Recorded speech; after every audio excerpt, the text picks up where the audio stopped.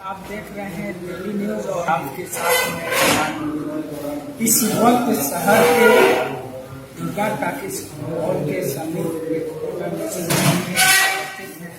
यहाँ सभी पार्टियां अपने अपने सीटों को लेकर अपने अपने विधायक प्रतिनिधि के द्वारा प्रेस कॉन्फ्रेंस करके लोगों को अपने तरफ आकर्षित करने का काम कर रहे हैं। एलएसपी के प्रत्याशी वीरेंद्र कुशवाहा बात करते हैं कि इनका चुनावी मुद्दा क्या रहेगा, किस मुद्दे पर ये विधानसभा में चुनाव लड़ने जा रहे हैं। नमस्कार, स्वागत है आपका। बहुत धन्यवाद। आप विधानसभा चुनाव में आपकी मुद्दा क्या है, किस प्रकार से आप अपने लोगों को, अपने वोटरों को अपनी तरफ खींचने का काम करेंगे? बहुत ही पार्टी का, राष्ट्रीय लोक समता पार्टी का विगत 5-7 वर्षों से ओपन मुद्दा है। इसको लेकर राष्ट्रीय लोक समता पार्टी और राष्ट्रीय लोक समता पार्टी के राष्ट्रीय अध्यक्ष माननीय उपेंद्र कुशवाहा जी ने अनवरत आंदोलन किए, गांव से लेके सदन तक।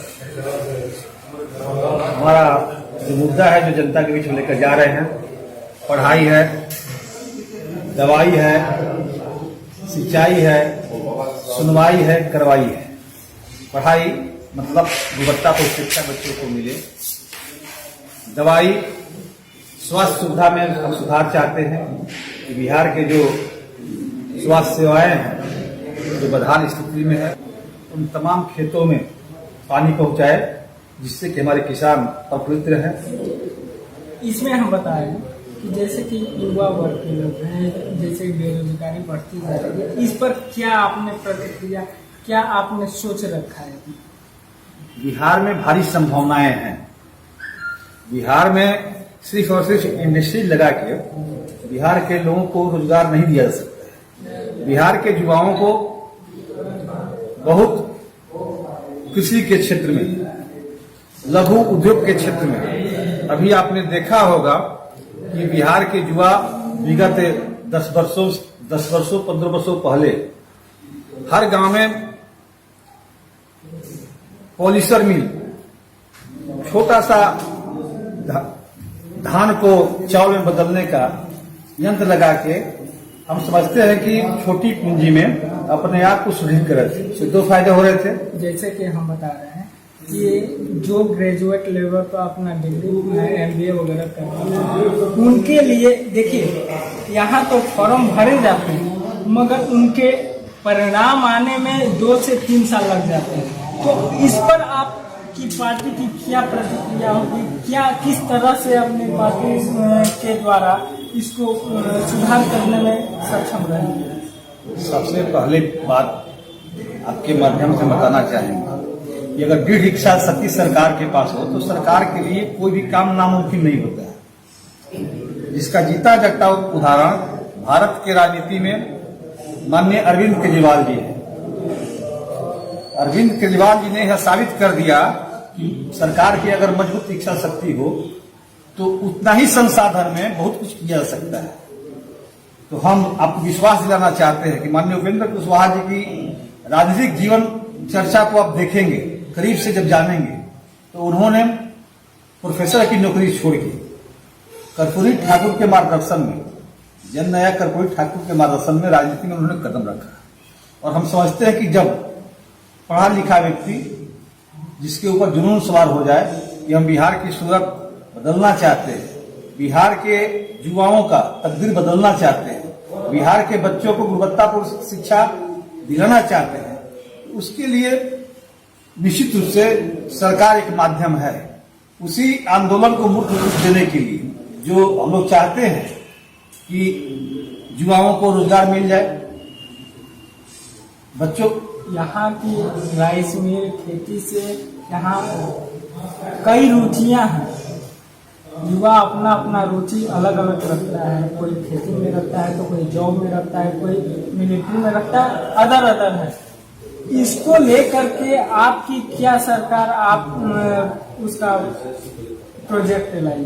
देखिए, सबसे बड़ी बात है कि अभी बिहार का अरबों रुपया हायर एजुकेशन के नाम पर जो बाहर जा रहे हैं, बिहार से बाहर जा रहे हैं, अगर बिहार में उस तरह के शिक्षण संस्थान को हम डेवलप करने में अगर कामयाब हुए, जिसकी की भारी संभावना है, तो जो अरबों रुपया बाहर में जा रहे हैं, बिहार का पैसा, बिहार के जनता के पैसा, किसानों का पैसा, उसका इन्वेस्टमेंट हम सीधे बिहार में कर पाएंगे। और बिहार में आज भी कुछ सारी संभावनाएं हैं जो अन्य राज्यों में है। हमसे पीछे अलग हुआ झारखंड राज्य। झारखंड की तुलना इस बार बिहार से करेंगे तो पाएंगे कि बंटवारे के बाद से लेकर उस समय का झारखंड और आज की तारीख का झारखंड में आप कितना बदलाव देखेंगे। हर सेक्टर में हम ये मानते हैं कि लगातार 15 साल बहुत समय होता है। इसी के लिए, इसी क्षेत्र के लिए हम सरकार की बात नहीं कर रहे हैं। इसी क्षेत्र में किसी बच्चा को पढ़ने के लिए कर दीजिए, 15 साल में बहुत बड़ा जो उसको करना होगा वो क्रांति कर देगा। 15 साल बड़ा समय होता है और 15 साल में जब बिहार का स्ट्रक्चर नहीं बदल पाए माननीय नीतीश कुमार जी, तो हमको नहीं लगता है कि आगे वो कुछ कर पाएंगे। चलिए हम कैमूर की बात करें। कैमूर में छोटी बिरादरी के लोगों को कैसे अपने तरफ आकर्षित करना चाहिए, क्योंकि कुशवाहा भी है इसमें, हरिजन महादलित कई वोटर भी शामिल है। इसको लेकर के आपकी क्या प्रतिक्रिया? देखिए, अभी का जो परिवेश है कैमूर जिला है, कैमूर जिले में 4 विधानसभा है। 4 विधानसभा का अपना अलग अलग भौगोलिक आधार है। हम भभुआ विधानसभा से शुरू करते हैं। भभुआ विधानसभा का जो भौगोलिक बनावट है, एक तरफ भभुआ मुख्यालय, जिला मुख्यालय भभुआ विधानसभा का हिस्सा है, और दूसरी तरफ सुदूर रामपुर प्रखंड का अमाव पंचायत, भितरीबांध पंचायत, खरेंदा पंचायत कई ऐसे पंचायत हैं जो कैमूर पहाड़ी के गोद में बसे हैं।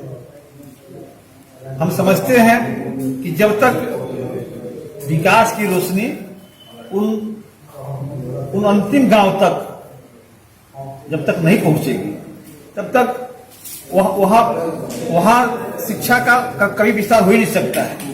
भभुआ विधानसभा में, भभुआ जिला मुख्यालय में आपका हाई स्कूल है, इंटर कॉलेज है, डिग्री कॉलेज है। आपको जानकर आश्चर्य होगा कि भभुआ विधानसभा के अंदर रामपुर प्रखंड में जहां की बड़ी आबादी है, हाई स्कूल के बाद वहां कोई आज तक कोई डिग्री कॉलेज भी नहीं है। आप कल्पना कर सकते हैं कि भितरीबांध भभुआ से 40 किलोमीटर की दूरी पर बसा है, पहाड़ के ऊपर है, और वहां के बच्चे उस शिक्षा प्राप्त करने के लिए भभुआ उनको आना पड़ता है या भभुआ रहना पड़ता है। जो व्यक्ति अपने मजदूरी करके किसी तरह से अपने परिवार का पेट पालता, अगर नजदीक महाविद्यालय हो तो अपने बच्चे को किस तरह वो फीस वगैरह जमा कर पढ़ा सकता है, लेकिन उसकी आर्थिक क्षमता नहीं है कि शहर में अपने बच्चे को रखकर उस शिक्षा दिला सके। तो कहीं न कहीं सरकार के पास ऐसी कोई दूरदृष्टि योजना अब तक नहीं बनी कि कम से कम हर प्रखंड मुख्यालय में भी एक डिग्री कॉलेज खोल सके। भारत की आजादी के बाद यह भारत का, बिहार का और भभुआ विधानसभा का दुर्भाग्य है कि अब तक जितने जनप्रतिनिधि हुए, किसी का ध्यान ये नहीं गया कि उस प्रखंड मुख्यालय में सही हम नहीं चाहते कि अब ग्राम पंचायत में जाके महाविद्यालय खोल दें, लेकिन आज के परिवेश में जो आबादी बढ़ी है, जो आबादी हमारी बढ़ी है, बच्चों के अंदर पढ़ने की ललक भी बढ़ी है। बच्चियों को हम पढ़ाना चाहते हैं। आज का जनमानस हर माता पिता बेटा को ही नहीं, अपनी बेटियों को भी पढ़ाना चाह रहे हैं, लेकिन सरकार द्वारा अब तक उनको कोई संसाधन यानी महाविद्यालय मुहैया नहीं कराया गया है। और सिर्फ भभुआ विधानसभा का यह रामपुर ब्लॉक नहीं है। आप चैनपुर विधानसभा का देखेंगे, चांद के इलाके में कोई डिग्री कॉलेज नहीं है, अधौरा में कोई डिग्री कॉलेज नहीं है, चैनपुर प्रखंड मुख्यालय में कोई डिग्री कॉलेज नहीं है। उसी तरह से अन्य लोग कहते हैं कि रामगढ़ विधानसभा बहुत बड़ा विकसित विधानसभा है, जहां बिहार के सेकेंड मुख्यमंत्री का क्षेत्र हुआ करता था किसी जमाने में। आज भी उसी इलाके में एक भी कॉन्स्टिट्यूएंट महाविद्यालय न दुर्गावती में है, न नुआ ब्लॉक में है। तो जब हम कैमूर की भौगोलिक दृष्टि पर नजर डालते हैं तो अभी कई प्रखंडों में महाविद्यालय का अभाव है। हम कह रहे हैं जब जहां महाविद्यालय का अभाव और वहां के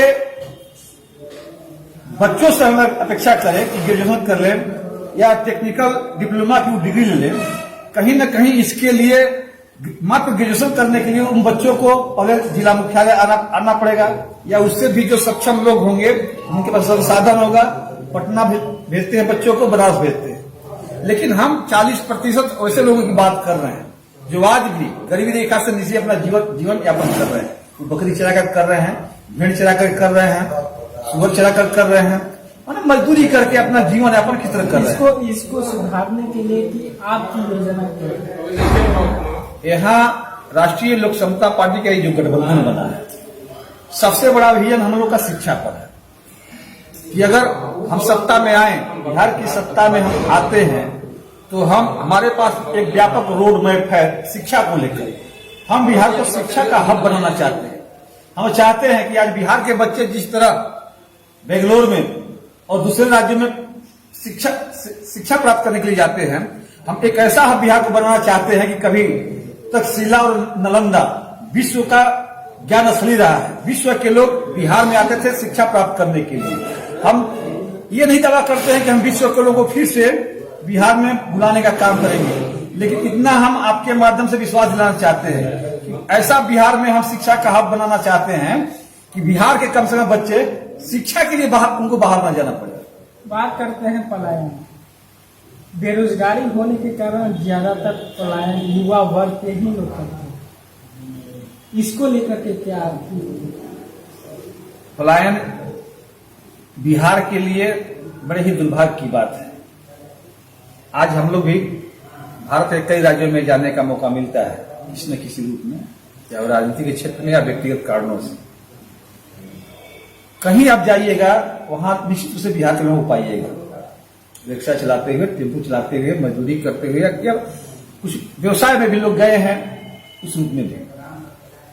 देखिए, बिहार के पलायन को हम तभी रोक पाएंगे जबकि उनके हाथों को हम रोजगार दे पाएंगे, और उनके हाथों को रोजगार देने के लिए फिर हम कहना चाहेंगे किसी एक इंडस्ट्री माध्यम नहीं है। इंडस्ट्री लगाकर हम बहुत सारे लोगों को रोजगार नहीं दे पाएंगे। हम भी सत्ता में आ जाएंगे तो बहुत सारे लोगों को इंडस्ट्री के माध्यम से रोजगार नहीं दे पाएंगे। हम कृषि क्षेत्र में एक ऐसा क्रांति चाहते हैं कि कृषि क्षेत्र में एक ऐसा क्रांति हो कि यहाँ के पढ़े लिखे लोग अपने हिसाब से कृषि के माध्यम से बिहार की तस्वीर बदले। कृषि क्षेत्र के माध्यम में ही है आपका पशुपालन है, मछली पालन है, मुर्गा पालन है, जिसको हम अगर वैज्ञानिक तरीके से डेवलप करें। आज भी अब कभी कभी अखबार के माध्यम से, टीवी के माध्यम से जानते होंगे, सुनते होंगे कि कोई इंजीनियरिंग की नौकरी छोड़कर, कोई आईपीएस की नौकरी छोड़कर गांव में आया और खेती करने लगा और खेती की सूरत बदल दी। हम लोग ही पढ़ते हैं। हम चाहते हैं कि कोई नहीं, बल्कि जब हम अपने बच्चों को शिक्षा दें तो बच्चे के दिमाग में एक धारणा बने कि अगर बड़े हम व्यवसायी बने या नौकरी के सवाल पर उच्च पदों पर अगर आईएएस आईपीएस हम बने तो अच्छी बात, अगर ना बने तो दूसरे राज्य में जाकर छोटा मोटा नौकरी करने की बनस्पत हम अपने ही खेत में खेती करें। यहाँ आपको बता दें कि विश्वविद्यालय खोलने के लिए आपकी क्या प्रयास है? देखिए, स्वाभाविक है कि जब हम महाविद्यालय की बात करते हैं तो जब हम प्रखंड लेवल पर कम से कम अधिक से अधिक 5 महाविद्यालय खोलने की हमारी योजना है। जो हमारे बच्चों की आबादी है, आज सबको पता है कि एक क्लास में कितने बच्चों का एडमिशन हो सकता है, तो आबादी के हिसाब से हर प्रखंड में कम से कम 1 से 5 तक महाविद्यालय आपको खोलना पड़ेगा। अगर ईमानदारी से उनको हम शिक्षा देना चाहते हैं, तब जब हम महाविद्यालय खोलने की बात करेंगे तो उतने महाविद्यालय का लोड वीर यूनिवर्सिटी हो या मगध यूनिवर्सिटी हो, वो नहीं ले पाएगा। फिर उसके लिए हमको अलग से एक नया यूनिवर्सिटी का बनाना पड़ेगा। हम नहीं कहते कि यूनिवर्सिटी हम कैमूर में बना देंगे, लेकिन शाहाबाद का इलाका जो है, एक वीर यूनिवर्सिटी है, तो जब हम सरकार का हिस्सा बनेंगे और उस नजरिया से जब हम योजना बनाएंगे तो बक्सर का इलाका, बक्सर जिला और भोजपुर जिला का एक यूनिवर्सिटी होगा, बिरबस यूनिवर्सिटी, और कैमूर जिला और रोहतास जिला का एक अलग यूनिवर्सिटी होगा जिसका नाम उस हिसाब से कोई रखा जाए। जो यहाँ तक कि मुद्दा यहाँ कैमूर के युवाओं का है कि कैमूर में एक विश्वविद्यालय होना चाहिए। कई सालों से हम बता रहे हैं कि आप युवा वर्ग के लोग ज्यादातर मांग कर रहे हैं विश्वविद्यालय। यहाँ हवाई अड्डा जो पास हो गया था वो कहीं और चला गया, तो इसको लेकर के आपके क्या प्रयास है? सबसे पहले जिला को संवारना, सजाना और जिला के विकास को आगे बढ़ाना। अब तक जो विकास हुए हैं उसको और आगे बढ़ाना, उसके लिए सिर्फ यूनिवर्सिटी और हवाई अड्डा की आवश्यकता नहीं है। उसके लिए भी कैमूर जिला का अपना एक अलग रोड मैप बनाना पड़ेगा। जैसे मां मुंडेश्वरी का मंदिर है, कई पर्यटक स्थल, वही बता रहे हैं कि मां मुंडेश्वरी का मंदिर है, उसको हम पर्यटन के रूप में विकसित इस रूप में करना चाहेंगे कि जो श्रद्धालु बिहार भर से या देश भर से जो श्रीनगर जाते हैं, दूसरे जगह जाते हैं, उन वैसे पर्यटक को हम अपने कैमूर में आकर्षित करने का प्रयास करेंगे। इस तरह से सिर्फ मां मुंडेश्वरी का मंदिर ही कैमूर में नहीं है, अशुभरम धाम है, बगल में आपका गुप्ता धाम है, कई तरह के ऐसे पर्यटक स्थल हैं जिसको उस रूप में अगर सरकार दिखावे और बिहार के साथ साथ देश भर के लोगों को बतावे कि कैमूर जिला में, जैसे आपके जिला में अधौरा में माझर कुंड है, हाँ, बहुत लोग बहुत दूर तक जाते हैं वैसे वादियों को सिर्फ देखने के लिए, महसूस करने के लिए, और आपके जिला में उस तरह की वादियां हैं। कैमूर जिला के लोग जानते हैं लेकिन बाहर के लोग ये बात नहीं जान पाते हैं। तो सरकार का काम होता है कि वैसे जगहों को पर्यटक रूप में डेवलप करें, बढ़ावा दें, ताकि बाहर के लोग आए, जिससे जिला का संसाधन भी बढ़ेगा और आर्थिक उनकी स्थिति भी मजबूत होगी। यहाँ बता देते हैं कि हम कैमूर की पहाड़ी पर करकटगढ़, यहाँ तेल्हारपुर, ऐसे कई बांध हैं, कई झरना है जहाँ पर्यटक स्थल की संभावना बहुत सारी है, जहाँ युवाओं को रोजगार मिल सकता है। इसको लेकर के आपकी क्या प्रयास है? सरकार में आने के बाद अगर सरकार नहीं बनी, अगर आप यहाँ से सत्ता में आते हैं तो आपकी क्या प्रयास है? सत्ता ही सरकार होता है। अगर हम सरकार में, कहने का मतलब ही नहीं कि सरकार के हम मुख्यमंत्री बने तभी, अगर सिर्फ और सिर्फ हम सरकार का हिस्सा बन गए, बिहार सरकार का हमारी पार्टी राष्ट्रीय लोक समता पार्टी किसी प्रकार का हिस्सा बन गई, तो हम सिर्फ भभुआ विधानसभा नहीं, क्योंकि कैमूर जिला में हम लोग आज 30 वर्षों से कैमूर जिला के लगभग गांवों का हमने दौरा किया है। हमारी राजनीति सिर्फ एक विधानसभा लड़ने की कमी नहीं रही है। हमने कभी लगातार 15 साल इस जिला का अध्यक्ष रहा रूलिंग पार्टी का, और हमने इस जिला के एक गांव को करीब से देखा है, गांव में जाकर वहां की वस्तुस्थिति स्थिति को देखा है। तो हम आपके माध्यम से कैमूर वासियों को विश्वास दिलाना चाहते हैं कि सिर्फ भभुआ विधानसभा नहीं बल्कि पूरे कैमूर जिला का जो भूभाग है उसको संवारने, सजाने में हम कोई कोताही नहीं बरतेंगे। यहाँ आपकी वोट बैंक को लेकर के आप क्या कहना चाहेंगे? यहाँ कई प्रत्याशी हैं, निर्दल भी हैं और कई पार्टी से भी हैं। आपको क्या लगता है कि राजनीति त्रिकोणीय है या चतुष्कोणीय?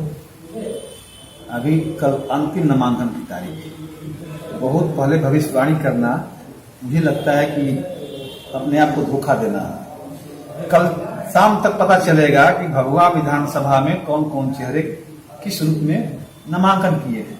उनके नामांकन के बाद ही इस रूप में उनका आकलन हम कर पाएंगे। आज सिर्फ इतना कह पाएंगे कि जिस गठबंधन के हम उम्मीदवार हैं, राष्ट्रीय लोक समता पार्टी, बहुजन समाज पार्टी, ओवैसी साहब की पार्टी, देवेंद्र यादव जी की पार्टी, और आज अभी लोकतांत्रिक जनता दल खुले मन से मजबूती के साथ उनके जिला अध्यक्ष मनोज जी, पार्टी के उनके नेता जितेंद्र यादव जी, तमाम साथी के जो सहयोग मिला, इसको मैं किन शब्दों में बयां करूं।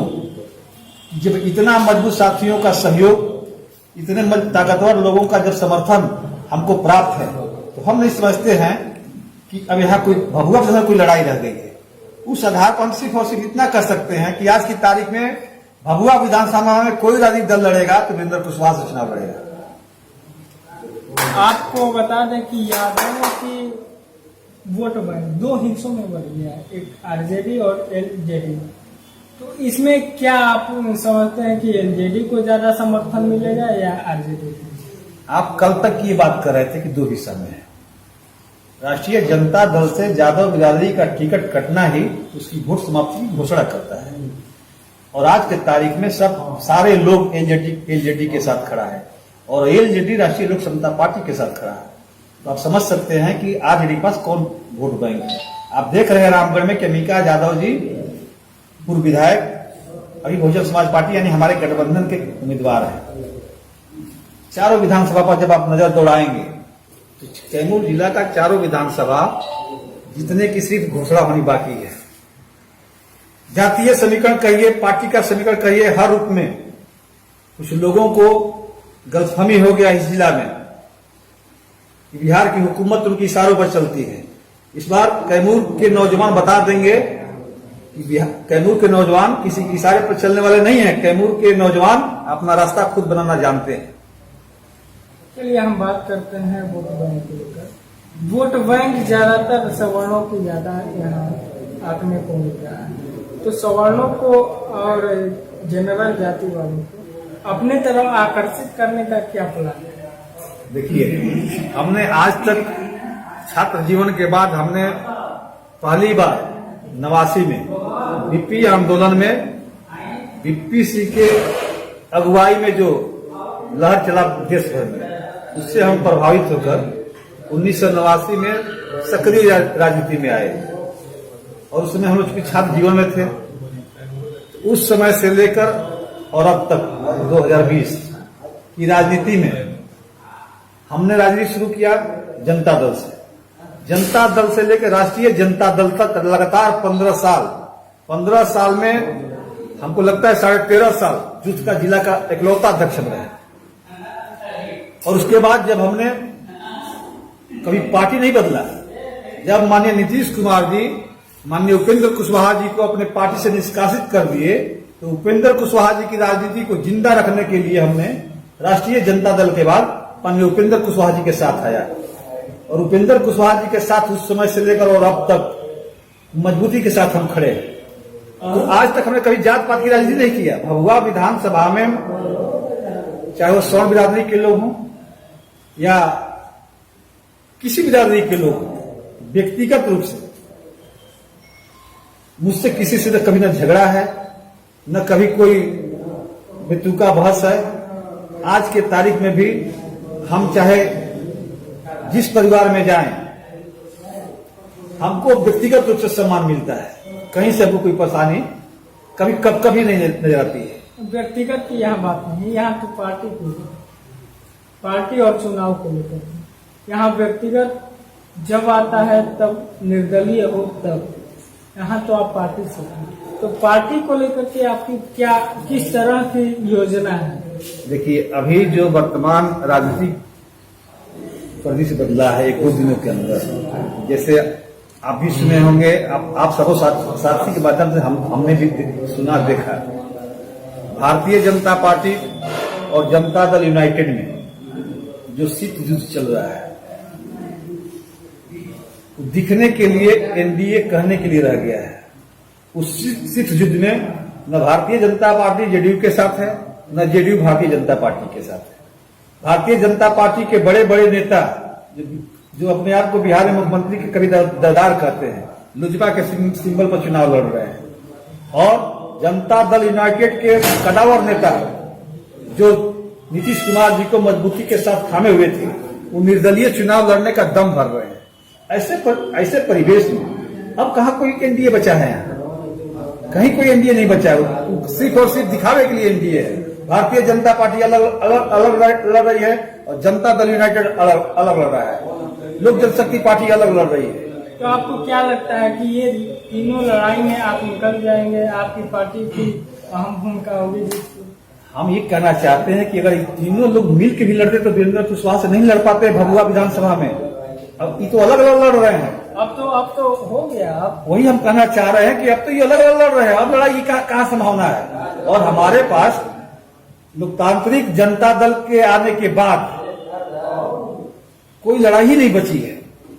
हम आपके माध्यम से भभुआ विधानसभा के मतदाताओं से, पूरे कैमूर जिला के मतदाताओं से निवेदन करना चाहेंगे कि शांति बनाकर, सद्भावना बनाकर, आपसी भाईचारा बनाकर एक दूसरे का सहयोग करें। और आपको जिसको लगे ईमानदार, जिसका चरित्र हो, पढ़ा लिखा, जो समाजसेवी हो, वैसे व्यक्ति का आप चयन करें। आपका चयन ही बिहार की तस्वीर और तकदीर बदलेगी, क्योंकि बिहार की तस्वीर और तकदीर बदलने के लिए एक एक एमएलए की आवश्यकता है। और हम समझते हैं कि जब जनपद, जो नए जनप्रतिनिधि चुन के जाएंगे, निश्चित रूप से बिहार की तकदीर और तस्वीर बदलेगी। अगर आप ये वीडियो YouTube पर देख रहे हैं तो हमारे चैनल को सब्सक्राइब करें और बेल आइकन को दबाना ना भूलें। अगर आप Facebook पर ये वीडियो देख रहे हैं तो हमारे पेज को लाइक करें।